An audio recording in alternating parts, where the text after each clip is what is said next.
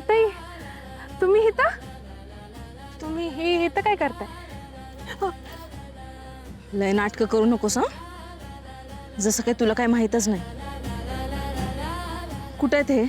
हे कोण हे?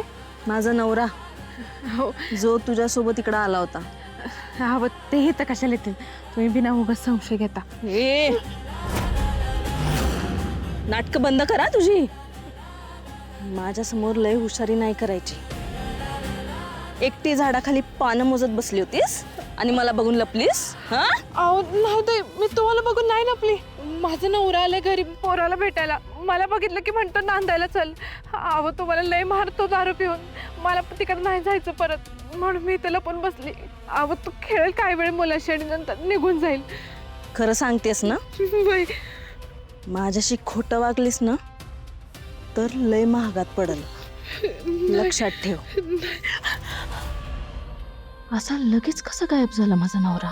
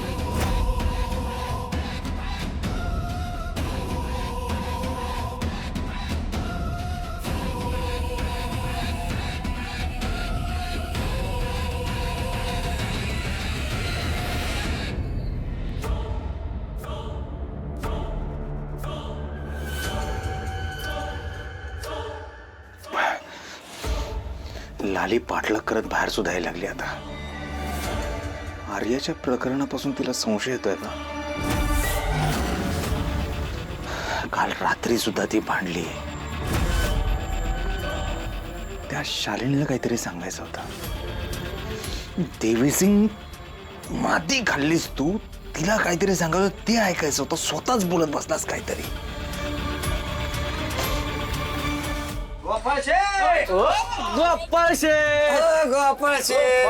जोरात काम चाललेलं दिसतंय. हा बाबा, काम करायला लागतं.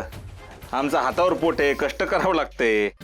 कसं काय दुकानावर सगळेजण आज होळी तोंडावर आलीये ना, त्यासाठी वर्गणी गोळा करायला आलोय. वर्गणी गोळा करता वे? करा करा, सगळ्यांकडनं वर्गणी गोळा करा. करा करा काय तुमच्याकडे झालोय करायला. बोनीच तुमच्या हातनं करायचंय. सांगा कितीची करू? पहिली बोवणी मीच, पहिली पावती मीच करायची काय? कितीची करायची? 100.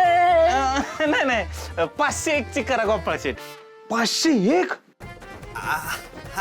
म्हणजे आता तू दोस्त आहे ना आपला, म्हणून 300 पर्यंत केलं तर बरं होईल. 1001 रुपये करा. बघितलं का, ह्याला म्हणतात देव माणूस. 500 ना, 100 ना, 1000, डायरेक्ट 1000 रुपये दिलेत. हा तू नको सांगू, 11 रुपयाची वर्गणी दिली यांनी. चला चला, थँक्यू. लागला साहेबाच्या.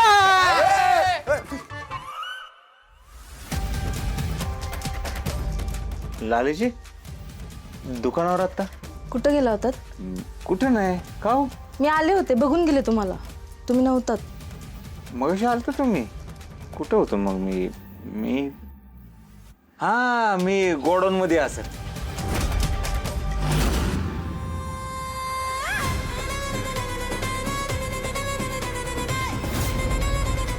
त्याच्यामुळे आवा आला तर थांबायचं जरा वेळ. लगेच कशाला गेला?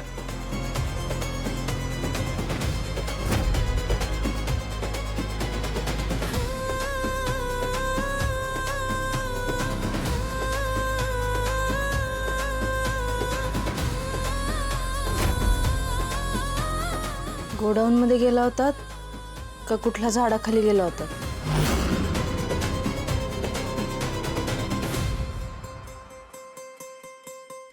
गोडाऊन मध्ये पण नाही खायचं. तुम्ही काय माझ्यावर संशय घेताय काय? धुतल्या तांदळासारखं आहात ना तुम्ही, तुमच्यावर कशाला संशय घेईन? जसे काय तुमचे कांड मला माहीतच नाही आहेत. तुम्ही काय करत होतात त्याचा अंदाज आलाय मला. संशय सहजच विचारला. दुकानावर कसं काय येणं केलं? ते हे तुमची आवडती भाजी केली आहे, म्हटलं जेवायला बोलवावं. या जेवायला घरी, वाट बघते.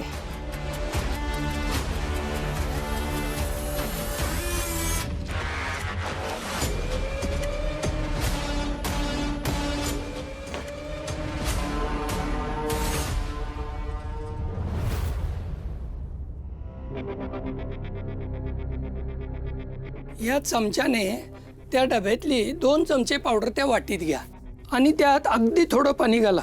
बर. हे तेल त्याच्यामध्ये टाका. ते एकत्र करून त्याचं चाटण करायचं आणि रोज यांना खाऊ घालायचं. काय खाऊ घालायचं? आता तुम्हीच यांना सांगा, म्हणजे मला कळेल की तुम्हाला किती कळलंय ते. अहो काय नाही साहेब, ते 1 चमचा पावडर घ्यायचे, 1 चमचा तेल घ्यायचंय, त्याचं चाटण बनवायचं आणि त्यांना रोज खायला द्यायचंय. अच्छा, पण हे तुम्ही नसताना मला जमेल ना? मी नसताना म्हणजे? नाही, आज तुम्हाला उशीर झाला. तुम्हाला वेळेवर यायचं नसतं. काका वारले, आजी वारली, गावची लोकसंख्या सुमारे 3000, त्यामुळे ट्रॅफिक जॅम होतं, वेळेवर यायला जमत नाही, उशीर होतो तुम्हाला. तुम्हाला वेळेवर येणं जमत नसेल तर मला सांगा, मी दुसरी बाई ठेवतो. नाही नको साहेब, मी उद्यापासून येळेवर येईन. परत असं नाही होणार. लक्षात असू द्या.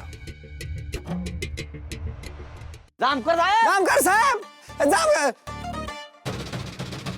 काय परत आलात पार्टीसाठी? नाही हळू, रात्र आहे. जरा पार्टीसाठी नाही, वर्गणीसाठी आलोय आम्ही. हा, कितीची करायची पावती? वर्गणी कशाची? वर्गणीसाठी आलोय साहेब, होळीच्या.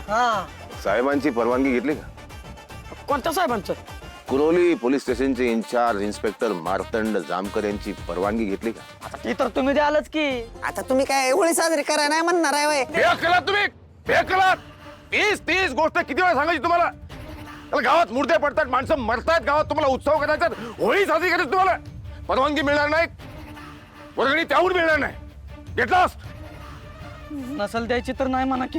ओरडताय कशाला? याला आत टाका. ना काय ओरडताय कशाला एवढं? आता 10,000 जीव अडकलाय, ह्याच्यामुळे चिडलं ते.